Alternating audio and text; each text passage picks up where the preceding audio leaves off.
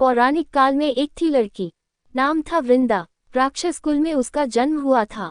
वृंदा बचपन से ही भगवान विष्णु जी की परम भक्त थी। बड़े ही प्रेम से भगवान की पूजा किया करती थी।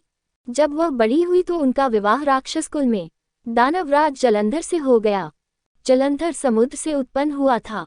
वृंदा बड़ी ही पतिव्रता स्त्री थी, सदा अपने पति की सेवा किया करती थी।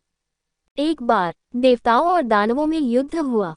जब जलंधर युद्ध पर जाने लगे तो वृंदा ने कहा, स्वामी आप युद्ध पर जा रहे हैं, आप जब तक युद्ध में रहेंगे मैं पूजा में बैठकर आपकी जीत के लिए अनुष्ठान करूंगी, और जब तक आप वापस नहीं आ जाते मैं अपना संकल्प नहीं छोड़ूंगी। जलंधर तो युद्ध में चले गए और वृंदा व्रत का संकल्प लेकर पूजा में बैठ गई।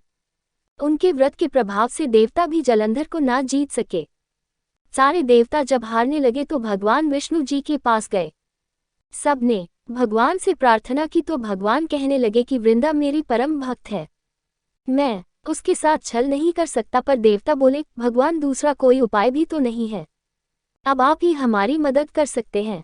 भगवान ने जलंधर का ही रूप रखा और वृंदा के महल में पहुंच गए। जैसे ही वृंदा ने अपने पति को देखा वे तुरंत पूजा में से उठ गई और उनके चरण छू लिए। जैसे ही उनका संकल्प टूटा, युद्ध में देवताओं ने जलंधर को मार दिया और उसका सिर काटकर अलग कर दिया।